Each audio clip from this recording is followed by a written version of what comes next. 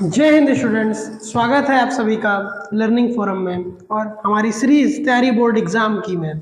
हम लोग जैसा कि इस सीरीज में अभी तक पाइथन के वीडियो सीखते आ रहे थे, बट 12th के सिलेबस में सेकंड पार्ट में डेटाबेस है और जिस डेटाबेस में हम लोग MySQL सीखने वाले हैं।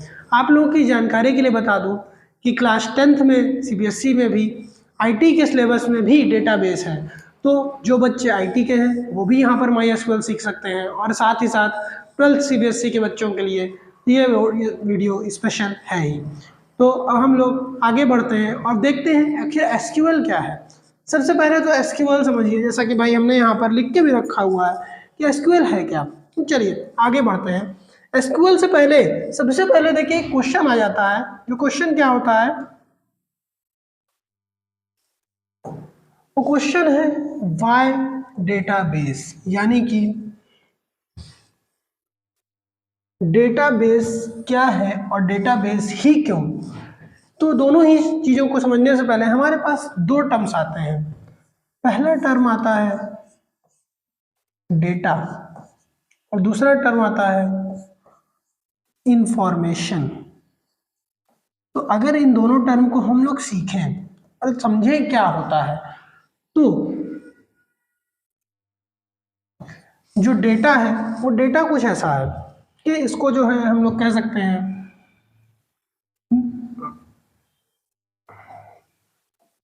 The raw form of fact. ऐसे फैक्ट्स या ऐसे चीजें, ऐसे गुड्स जो क्या है रॉ फॉर्म में है, उनको हम लोग डेटा कहेंगे। और उसी जगह पे द प्रोसेस्ड, क्या बेटा, प्रोसेस्ड वर्ड को काफी ध्यान से याद रखिएगा। Processed form of data is information. क्या है बेटा, प्रोसेस्ड फॉर्म ऑफ डेटा क्या है भैया, इंफॉर्मेशन है। ये वीडियो में मैं एकदम बेसिक से लेकर के चल रहा हूँ, जैसा कि डेटा और इंफॉर्मेशन ये चीज़ें क्लास 7th 8th की हैं, बट बहुत से ऐसे बच्चे हैं जिन्हें अभी तक ये चीज़ें नहीं पता हैं। तो जो बच्चे बिल्कुल भी नहीं जानते डेटाबेस आखिर है क्या, वो भी हमारे इस प्लेटफॉर्म पर इन चीज़ों को सीख सकते हैं और आगे हम लोग पूरा डेटाबेस सीखेंगे कि क्या होता है। साथ ही साथ SQL की सारी कमांड्स को भी रन कराना सीखेंगे और आखिर SQL को खुद कंप्यूटर सिस्टम में आपके लैपटॉप में कैसे इंस्टॉल किया जाता है, ये सारी चीज़ें हम लोग इस पूरी प्लेलिस्ट में सीखने वाले हैं। तो अभी हम लोग थे डेटा और इंफॉर्मेशन पे। जैसे कि हम लोगों ने ये चीज़ सीख लिया, तो ठीक है, हमको आपकी बात से ये लग रहा है, अगर ध्यान से देखा जाए तो इस बात से ये लग रहा है कि भाई साहब ये जो है क्या कहते हैं डेटा, ये कम प्रोडक्टिव है इन कंपैरिजन टू इंफॉर्मेशन। उसके बावजूद हम लोग हर जगह डेटा शब्द का ही इस्तेमाल करते हैं, जबकि हमें यूज़ करना चाहिए इंफॉर्मेशन, और हमें इंफॉर्मेशन का यूज़ ज़्यादा से ज़्यादा करना चाहिए। बट हमारी कंप्यूटर की दुनिया में एक चीज़ बहुत ही इंपॉर्टेंट होती है। वो इंपॉर्टेंट चीज़ क्या होती है? वो इंपॉर्टेंट चीज़ होती है बेटा सिक्योरिटी। क्या होती है वो इंपॉर्टेंट चीज़? सिक्योरिटी। और सिक्योरिटी से समझौता बिल्कुल नहीं हो सकता।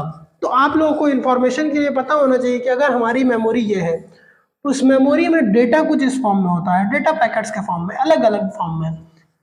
तो अगर कोई हमारे इन डेटा को चोरी भी करता है, तो वो कभी भी ये नहीं कर सकता कि हमारे इसका अरेंज नहीं कर सकता या उसको सही ठीक तरीके से यूज़ नहीं कर पाएगा।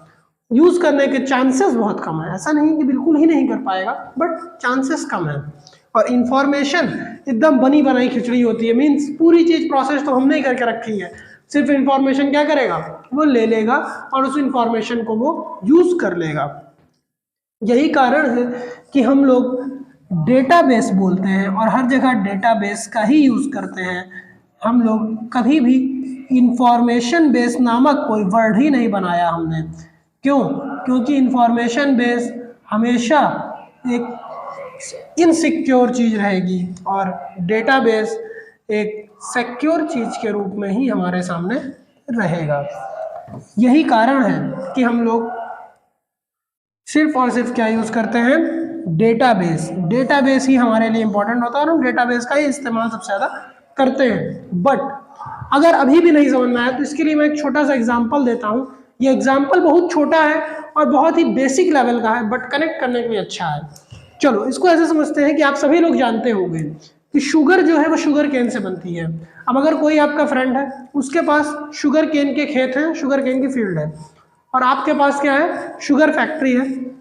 आप उससे शुगर केन लेते हो, आपके पास मशीन्स हैं, आप उन मशीन्स के थ्रू शुगर को बना देते हो, शुगर को प्रोड्यूस कर देते हो। तो वहां पे शुगर केन क्या हुआ, डेटा हुआ। शुगर क्या हुई, इंफॉर्मेशन हुई। और आपकी फैक्ट्री में क्या हो रहा है, प्रोसेस हो रहा है शुगर केन को शुगर में कन्वर्ट करने का। बट अगर कोई शुगर केन को चोरी कर लेता है, बट अगर उसके पास कोई भी प्रोसेस करने के लिए कोई मशीन नहीं, कोई फैक्ट्री नहीं है, तो वो कभी भी उस शुगर केन को प्रोसेस करके शुगर में कन्वर्ट नहीं कर पाएगा। यही एक तरीका होता है। इसको हम लोग डेटा और इंफॉर्मेशन से भी समझ सकते हैं कि हमारा जो डेटा है वो क्या रहेगा, वो चोरी भी हो जाएगा। तो अगर उसको प्रोसेस करने के लिए, इंफॉर्मेशन बनाने के लिए ज़रूरत पड़ेगी, और हमेशा काम इंफॉर्मेशन पे ही होता है, बट हम लोग उस डेटा का यूज़ करके उसको अपने अकॉर्डिंग प्रोसेस करते हैं। ठीक बेटा, चलो अब आगे बढ़ते हैं। आगे आया डेटा। चलो डेटा की डेफिनेशन भी लिख लो भाई। Data is raw fact. ये क्वेश्चंस वाइवा में पूछे जा सकते हैं, तो इन क्वेश्चंस को नोट कर लो और ये डेफिनेशंस नोट कर लो, क्योंकि अगर आप डेटा की डेफिनेशन में कोई एक ऐसा टर्म बोलते हो जो कि आपको खुद को नहीं पता है, तो आपको फिर से एग्जामिनर आपको वापस फंसाएगा। बट यहाँ पर आपको सारा टर्म पता है, सीबीएसई बोर्ड के बच्चे हो भाई, डेटा इज रॉ फैक्ट, सारा टर्म पता है हमें। अगला आता है इंफॉर्मेशन। इंफॉर्मेशन की भी डेफिनेशन नोट कर लीजिए भाई। The processed form of data is information. क्या है, the processed form of data क्या है, इंफॉर्मेशन है। ठीक, अब आगे बढ़ते हैं हम लोग। आगे आता है डेटाबेस। डेटाबेस के बारे में भी हम लोगों ने काफ़ी बातें करी। तो डेटाबेस कुल मिला के ऐसा है कि हम लोग डेटा को ठीक तरीके से अरेंज करके अपने यूज़ करने के अकॉर्डिंग रखते हैं, उसको हम लोग क्या कहते हैं, डेटाबेस कहते हैं। इसकी भी डेफिनेशन लिख लीजिए भाई। Database is a system that allow users to store and organize data. Database क्या है, एक ऐसा सिस्टम है जहाँ पे हम अपने डेटा को ऑर्गेनाइज्ड वे में रखते हैं और इन द केस कभी यूज़ कर सकते हैं। जैसे आपके स्कूल में जो फर्स्ट बैच 10th का या 12th का पास आउट हुआ होगा, उसका डेटा आज भी मेंटेन करके कहीं ना कहीं रखा गया होगा। अगर आप चाहें और अगर आपके स्कूल में ऑथराइजेशन हो तो आप उस डेटा को भी देख सकते हैं। अब आता है रिलेशनल डेटाबेस। देखिए भाई, रिलेशनल डेटाबेस समझने से पहले कुछ चीज़ें सीख ली जाए। एक टर्म आता है, वो टर्म क्या होता है, डीबीएमएस। क्या होता है बच्चा, डीबीएमएस। ठीक है, डीबीएमएस का फुल फॉर्म भी समझ लेते हैं हम लोग। Database management. क्या होता है, डेटाबेस मैनेजमेंट सिस्टम। ठीक है,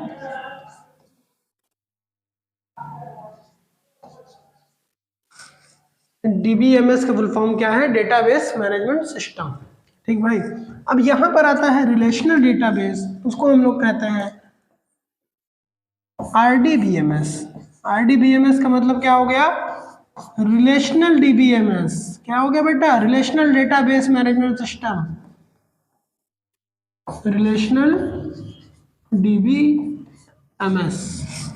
ठीक बेटा, अब अगर हम लोगों ने ये बातें समझ ली है, सबसे पहले ये समझा जाए रिलेशनल डेटाबेस आखिर होता क्या है। बट इससे पहले एक चीज़ जान लीजिए, अगर रिलेशनल डेटाबेस है तो इसका मतलब नॉन रिलेशनल डेटाबेस भी होगा। पहले रिलेशनल समझते हैं।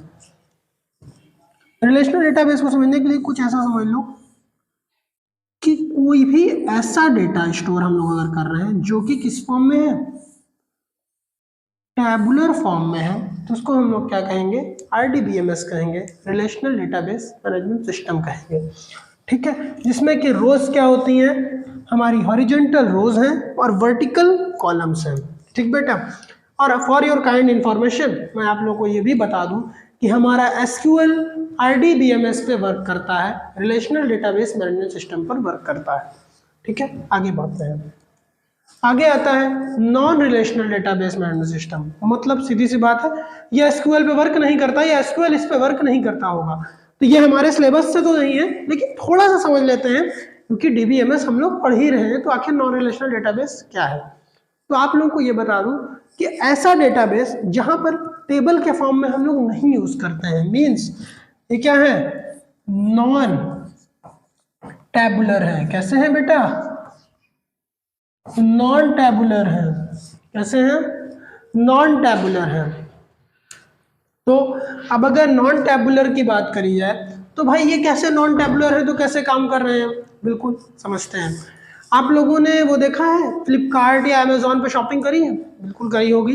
तो फ्लिपकार्ट या अमेजोन पे जब शॉपिंग करते हैं हम लोग, तो वहां पर हमारे पास एक ऑप्शन होता है फिल्टर्स का, जिसके अकॉर्डिंग हम लोग कलर यूज कर सकते हैं, प्राइस के अकॉर्डिंग उसको फिल्टर कर सकते हैं।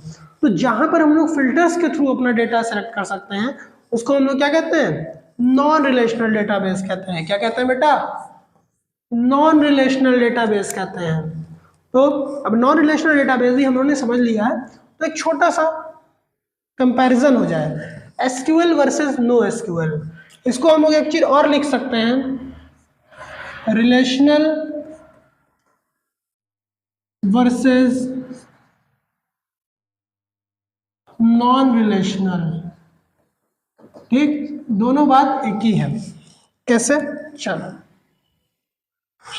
ये देखो भाई, relational database versus non relational database. सबसे पहला इसमें क्या आया, रिलेशनल एसक्यूएल डेटाबेस है, जबकि नॉन रिलेशनल एसक्यूएल डेटाबेस नहीं है।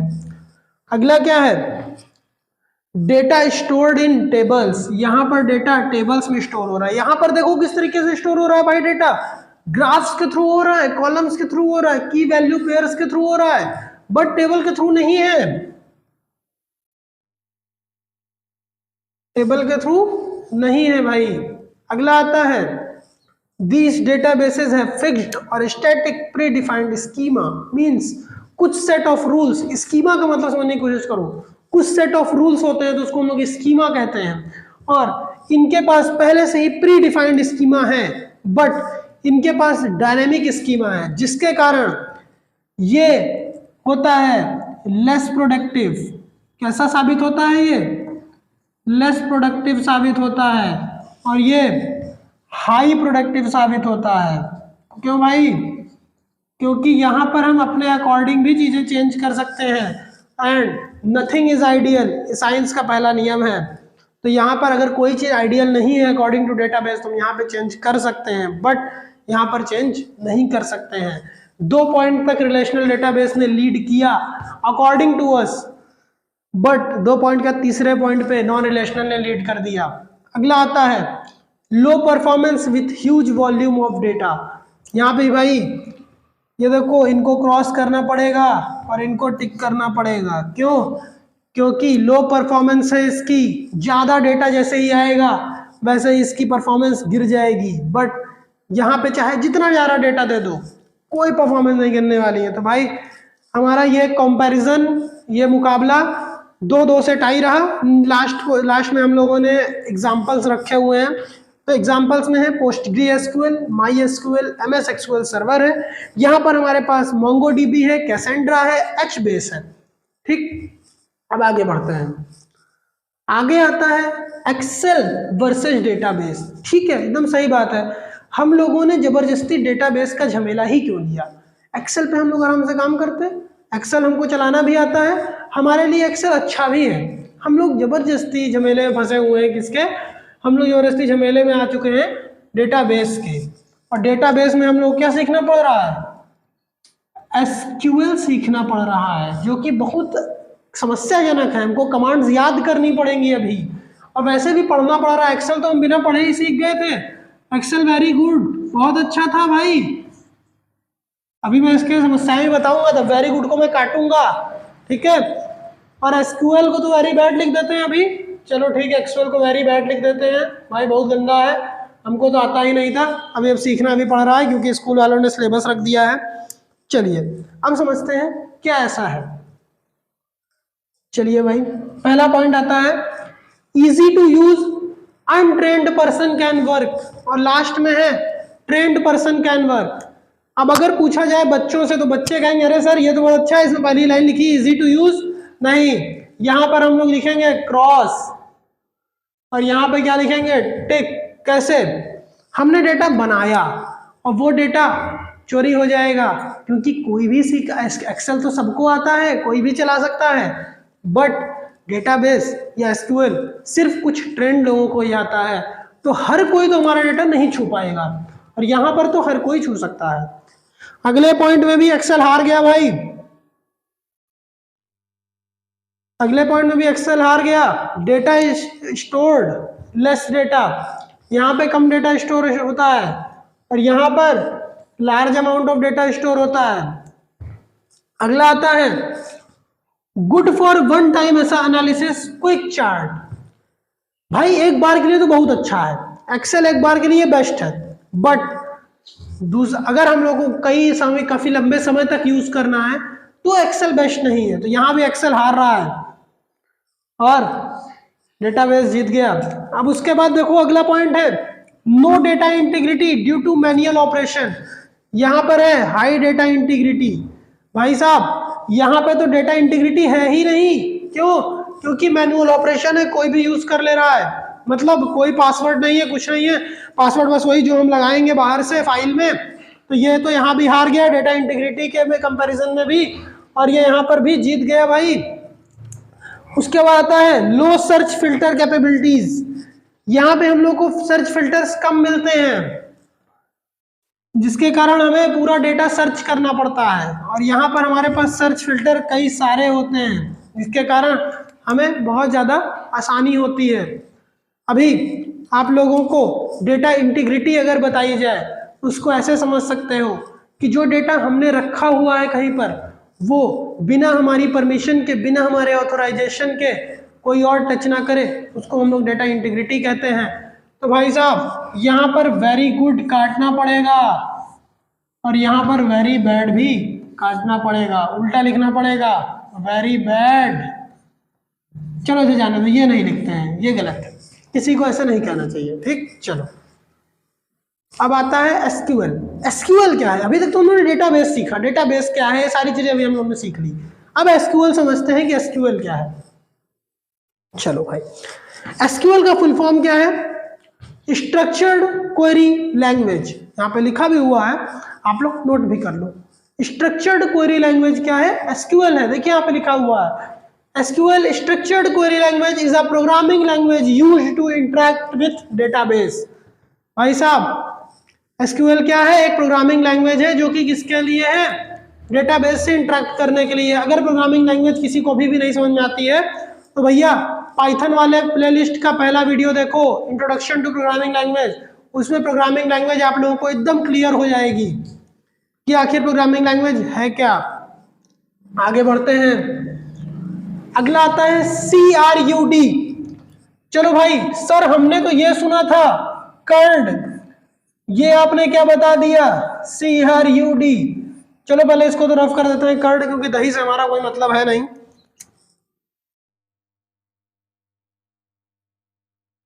चलो भाई पहले तो इसको रफ कर दिया जाए। अब हम लोग CRUD देखते हैं क्या है। चलो भाई CRUD में पहले C का मतलब होता है क्रिएट, R का मतलब होता है रीड, U का मतलब होता है अपडेट, और D का मतलब होता है डिलीट। ठीक, मतलब कि हम लोग एसक्यूएल में कुल मिला के 4 चीजें करने वाले हैं। क्रिएट करेंगे, उसको हम लोग पढ़ेंगे, मतलब देखेंगे, हमारे द्वारा बनाया गया डेटा हम देखेंगे भी तो कि जब हमने डेटा एंटर किया वो डेटा सही से एंटर हुआ है कि नहीं, और उसको अपडेट करेंगे। अगर अपने अकॉर्डिंग हमको कोई अपडेट करना होगा तो उसको अपडेट भी करेंगे, और इन द केस हमें उस डेटा की जरूरत नहीं होगी तो हम उसे डिलीट भी करेंगे। ठीक, चलिए तो आगे देखते हैं। उसके पहले हम जो है ये सारी चीजें रफ कर देते हैं भाई। ऊपर ऊपर लिखा है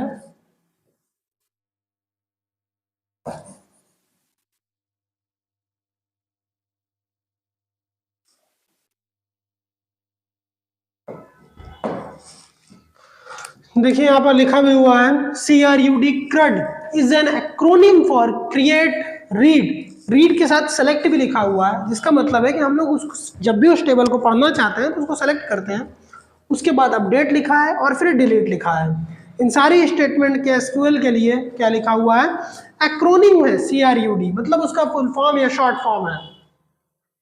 अब हम लोग बात करेंगे एसक्यूएल कमांड्स की। एसक्यूएल कमांड्स क्या है भाई, चलो उसमें सबसे पहली कमांड देखी जाए क्या है। पहली कमांड आती है DDL, मतलब डेटा डेफिनेशन लैंग्वेज। चलो डेटा डेफिनेशन लैंग्वेज है क्या, यहाँ पर क्या क्या करने वाले हैं भाई, क्रिएट करेंगे, अल्टर करेंगे और ड्रॉप करेंगे। मतलब टेबल को क्रिएट कर सकते हैं, अल्टर करना मतलब क्या होता है, मतलब उसमें कुछ मॉडिफिकेशन करना, ठीक, और उसको डिलीट कर देना। मींस हमने एक टेबल बनाई, हम उसमें सपोज करो हमने 3-4 चीजें बनाई भाई, रोल नंबर बनाया स्टूडेंट का, student name, student fees structure, या फिर स्टूडेंट सब्जेक्ट्स, ये सारी चीजें डाली, हम उसमें पेरेंट्स का नाम ऐड करना भूल गए, तो क्रिएशन में तो क्रिएट हो गई ये सारी चीजें।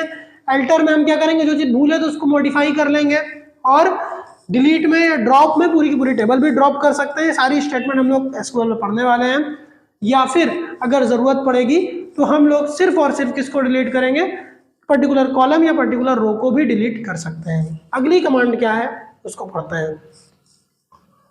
अगली कमांड है DML, डेटा मैनिपुलेशन लैंग्वेज। यहां पर क्या है, सेलेक्ट करेंगे, इंसर्ट करेंगे, अपडेट करेंगे एंड डिलीट करेंगे।